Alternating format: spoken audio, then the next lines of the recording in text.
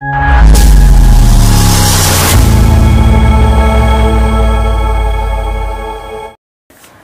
The Lord. Shalom. प्रभु आप सभी को आशीष दे। और आज का जो टॉपिक है, क्या चिन्ह चमत्कार होना कलीसिया में ये ठीक है या नहीं। बहुत से लोगों का ये मानना है कि चिन्ह चमत्कार के पीछे मत भागो, परमेश्वर के पीछे भागो, परमेश्वर के फोकस रहो।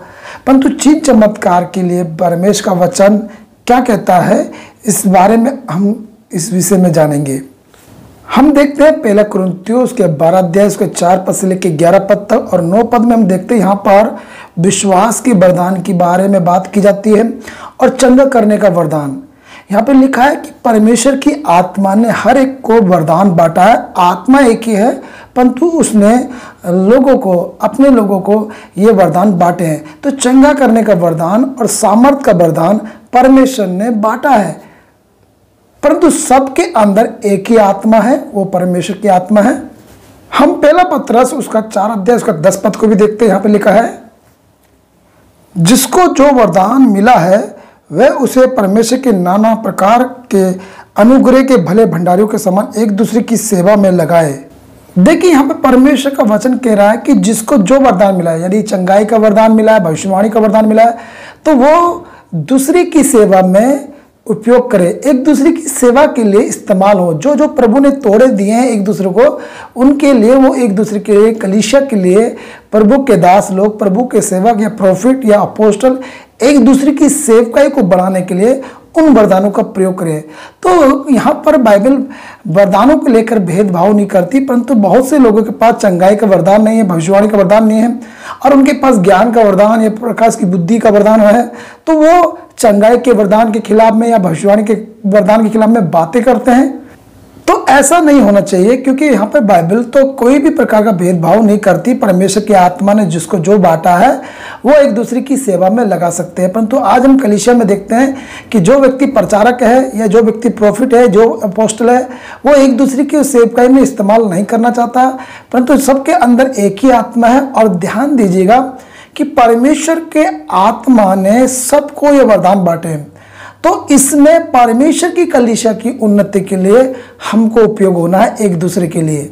और जिसके पास ये वरदान नहीं है, चंगाई का वरदान नहीं है, भविष्यवाणी का वरदान नहीं है, उसके पास प्रचारक का वरदान है या ज्ञान प्रकाश का वरदान है, तो वो व्यक्ति इस कारण उस वरदान को या चंगाई के वरदान को या भविष्यवाणी के वरदान को तुच्छ ना जाने या उनके विरोध में बातें ना करें, क्योंकि ये तो परमेश्वर की आत्मा ने बांटा है और परमेश्वर हर एक से अपनी महिमा लेगा, अपनी कलीसिया को सुधारने के लिए हर किसी का इस्तेमाल करेगा। और यदि आपके पास वरदान नहीं है चंगाई का या सामर्थ का या भविष्यवाणी का या ज्ञान प्रकाश का, तो आप परमेश्वर से वरदान के लिए मांग कर सकते हैं, प्रभु आपको दे देगा, यदि सही उद्देश्य से और सही मनसा से प्रभु की राज्य के लिए अगर आप मांगते हैं तो। आइए हम एक और वचन देखेंगे, मरकुस उसका 16 अध्याय 19 और 20 पद।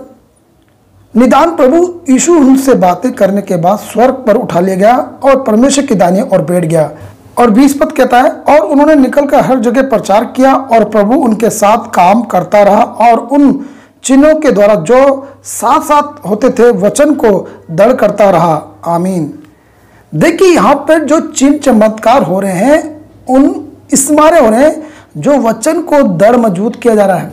हम इस वचन में देखते हैं कि वचन को दृढ़ मजबूत करने के लिए किसका इस्तेमाल किया जा रहा है, चिन्ह चमत्कार का। यहाँ पर चिन्ह चमत्कार परमेश्वर के वचन को मजबूत कर रहे हैं, दृढ़ कर रहे हैं, प्रूव कर रहे हैं कि परमेश्वर जीवित और चंगाई करता है।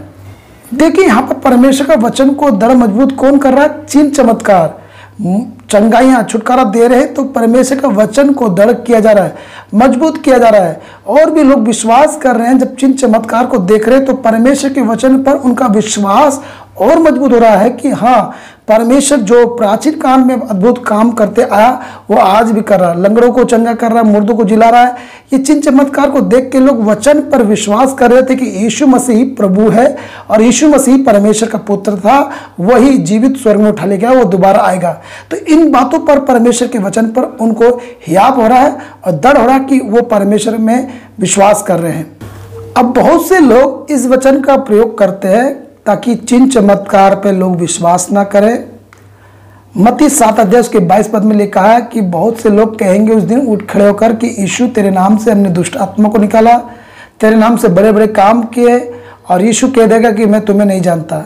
इस वचन का उद्देश्य को समझना है। इस वचन में क्या बात बोली जा रही है? जिन्होंने परमेश्वर के वचन को महत्व नहीं दिया, चिन्ह चमत्कार किए परंतु अपने नाम किया, अपने आप को फेमस किया और प्रभु को महिमा नहीं दी, प्रभु उन लोगों को मना कर देगा। परंतु उन लोगों को जिन्होंने चिन्ह चमत्कार किए, मुर्दों को जिंदा किया, लंगड़ों को चलाया, परंतु उस महिमा का सारा श्रेय किसको दिया? यीशु मसीह को। लोगों ने यीशु मसीह पे विश्वास किया, उस चिन्ह चमत्कार के द्वारा, उन चंगाई और भविष्यवाणी के द्वारा खुदा पर विश्वास किया, तो वहां पर यह वचन फिट नहीं होगा, क्योंकि उन्होंने परमेश्वर की महिमा को परमेश्वर को दिया, ना कि अपने पास रखा। इस वचन का लोग बहुत ज्यादा प्रयोग करते हैं ताकि लोग चिन्ह चमत्कार किसी प्रभु के सेवक के द्वारा या भविष्यवाणी किसी सेवक के द्वारा होती है तो उन लोगों को लोग झूठा भविष्यवक्ता समझे। तो इस रीति से इस वचन का प्रयोग करके लोग सच्चे भविष्यवक्ता पर या सच्ची सेवकाई जो कर रहे हैं या जिनको प्रभु ने वरदान दिया चिन्ह चमत्कार या भविष्यवाणी का या चंगाई का सामर्थ का, तो उन पर लोग विश्वास न कर कर फिर वो क्या करें? वचन पे विश्वास करें। यहाँ पर बाइबल साफ कह रही है कि जो चिन्ह चमत्कार होता था वो परमेश्वर के वचन को दरमजूद करता था, यानी कि चिन्ह चमत्कार होना भी अनिवार्य है वचन के मुताबिक। हम एक और वचन देखेंगे, प्रेरितों के काम उसका 14 अध्याय उसका 3 पद में लिखा है, वे बहुत दिन तक वहां रहे और प्रभु के भरोसे पर हियाव से बातें करते थे और वह उनके हाथों से चिन्ह और अद्भुत काम करवाकर अपने अनुग्रह के वचन पर गवाही देता था। देखिए यहाँ पर पौलुस और बरनबास के द्वारा अद्भुत काम और चिन्ह चमत्कार होते थे और अनुग्रह के वचन पर गवाही होती थी, यानी कि इन चिन्ह चमत्कार के द्वारा, चंगाई छुटकारे के द्वारा ये गवाही होती थी परमेश्वर के वचन की। चिन्ह चमत्कार, चंगाई, छुटकारा ये प्रूव करते थे परमेश्वर के वचन को गवाही के तौर पर। हम पुराने नियम में भी देखते हैं कि परमेश्वर कहता है कि मैं तुम्हारा यहोवा परमेश्वर हूँ, चंगा करने वाला परमेश्वर हूँ। तो हमारा परमेश्वर चंगा करने वाला परमेश्वर है, वो पुराने नियम का ही नहीं, वो नए नियम का भी और आज का भी और भविष्य का भी चंगा करने वाला परमेश्वर है। वो चंगाई देने का काम परमेश्वर का है। वो वरदान चंगाई का देना, भविष्यवाणी का वरदान देना, ये परमेश्वर का काम है और ये चंगाई होना परमेश्वर के वचन को दृढ़ मजबूत करता है। हम एक और वचन देखते हैं, मत्ती उसका 10 अध्याय उसका 1 पद में लिखा है, फिर उसने अपने 12 चेलों को पास बुलाकर उन्हें अशुद्ध आत्माओं पर अधिकार दिया कि उन्हें निकाले और सब प्रकार की बीमारियों और सब प्रकार की दुर्बलता को दूर करे। यहाँ पर प्रभु यीशु मसीह अधिकार दे रहा है कि तुम्हें क्या करना है? सब प्रकार की बीमारियों को दूर करे या चंगा करे। और 8 पद भी देखते हैं, बीमारों को चंगा करो, मरों को जिलाओ और कोड़ियों को शुद्ध करो, दुष्ट आत्मा को निकालो, तुमने सेहत में पाया सेहत में दो। अब देखिए इस वचन में यीशु मसीह बीमारों को चंगा करने के लिए बोल रहा है और यहाँ तक कि मुर्दों को जिंदा करने के लिए बोल रहा है। अब बात यह आती है कि जब प्रभु यीशु मसीह चाहता है कि बीमारों को चंगा किया जाए, मुर्दों को जिलाया जाए, तो वो लोग जो परमेश्वर के वचन का विरोध करते हैं कि नहीं, चंगाई के पीछे मत भागो, चिन्ह चमत्कार के पीछे मत भागो, भविष्यवाणी के पीछे मत भागो, ऐसे लोग नहीं चाहते क्योंकि उन्हें कहीं ना कहीं उनके पास ये वरदान या ये सेवकाई नहीं है, तो इसलिए वो चिढ़ते हैं, इसलिए वो जलन करते हैं। आप देख लीजिए, कोई भी व्यक्ति चंगाई देगा, मुर्दा जिंदा करेगा तो वो बताता है, प्रकट करता है। क्यों? क्योंकि उसे महिमा देनी है गवाही के द्वारा। यदि कोई परमेश्वर की महिमा को चुराएगा तो परमेश्वर अपनी महिमा किसी को नहीं देगा, किसी को भी नहीं देगा। परंतु अगर चिन्ह चमत्कार होते हैं तो वो चिन्ह चमत्कार होना अनिवार्य है। उदाहरण के तौर पर आप बाइबल को पढ़ते, यीशु मसीह ने मुर्दों को जिंदा किया, लंगड़ों को चलाया, गूंगों बुलाया, बहरों को सुनाया। आप इस बात का सुसमाचार जब बताएंगे लोगों को कि यीशु मसीह ने जिंदा किया, लंगड़ों को चलाया, मुर्दों को जिंदा किया, अंधों को आंखें दिखाई, और यदि यीशु मसीह कहता नहीं अब मेरे जाने के बाद तुम कुछ भी मत करना, तुम्हारे द्वारा कोई चिन्ह चमत्कार नहीं होंगे, आप लोगों को सुसमाचार सुनाते कि यीशु ने अंधों को आंखें दी, लंगड़ों को चलाया, गूंगों बुलाया, तब आपका सुनने वाला व्यक्ति या विरोधी व्यक्ति ये बोलता कि जब तुम्हारे गुरु ने चिन्ह चमत्कार किए तो तुम करके दिखाओ चिन्ह चमत्कार, या तुम भी ठीक करके दिखाओ। तो अगर आज ये चिन्ह चमत्कार होते हैं, हम गवाही दे सकते हैं कि भाई हमसे नहीं हो रहे, परंतु वो प्रभु के दास के पास चले जाओ, वो पास्टर के पास चले जाओ, वो प्रार्थना करेगा, वो चंगाई पाएगा। और मैंने अपनी सेवकाई के दौरान बहुत से ऐसे अगुओं को देखा जिन्होंने इस बात को लेकर नहीं चिन्ह चमत्कार के पीछे नहीं भागना है, यीशु के पीछे भागना, वचन पे प्रार्थना करो, विश्वास करो, ये एक अच्छी बात है, मजबूत करना, विश्वास दृढ़ करना, परंतु हर किसी के अंदर एक जैसा विश्वास नहीं होता है। कोई बीमार है तो उसे चंगाई चाहिए, तो उसे चंगाई के लिए जाना पड़ेगा डॉक्टर के पास, इंजीनियर के पास नहीं जाना पड़ेगा। जिसके पास जो वरदान है उस वरदान की सेवकाई में जाना पड़ेगा। कई लोगों के विश्वासी को मैंने देखा, जब उनकी चंगाई नहीं मिली, उनके पास्टरों ने किसी के पास नहीं जाने दिया, ना प्रॉफिट के पास, ना कोई क्रूसेट में, और उनके विश्वासी घर में रहे और उनके लोग घर में रहे, बीमार रहे। बाद में उन्होंने क्या कदम उठाया, किसी तांत्रिक के पास चले गए, किसी भूत सिद्धि वाले के पास चले गए, बिना बता के चंगाई पाने के चक्कर में, और फिर बाद में वो चंगे हुए तो वो उनकी कलीसिया से बैकस्लाइड हो गए। उन्होंने चर्च छोड़ दिया। जब उन्होंने बताया कि भाई हमने तो तांत्रिक से या किसी को दिखाने से हम ठीक हो गए थे, अब हम उसी को मानेंगे।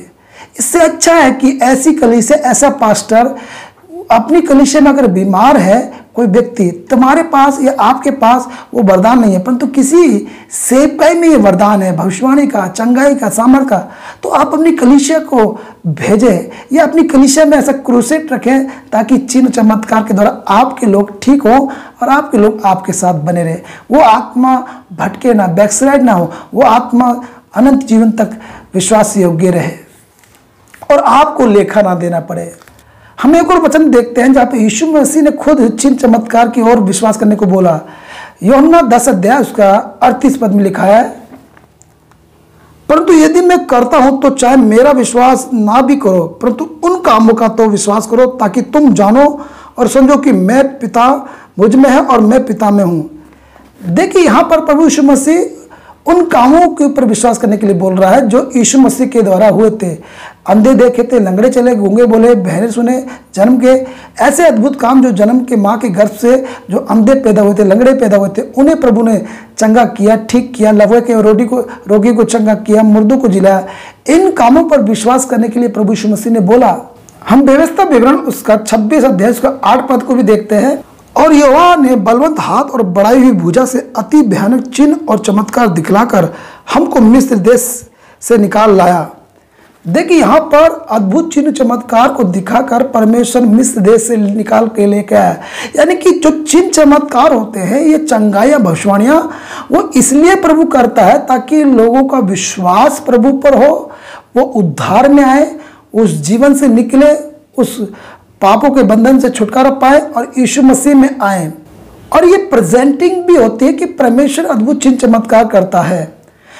फेक वाले काम नहीं, फेक चमत्कार नहीं, जादू मंत्र वाले काम नहीं, परंतु अद्भुत आश्चर्य क्रम जो डॉक्टर की समझ से, तांत्रिकों की समझ से परे है, जो उनकी बुद्धि और समझ से परे है, जो खुदा ही कर सकता है असंभव को संभव के काम।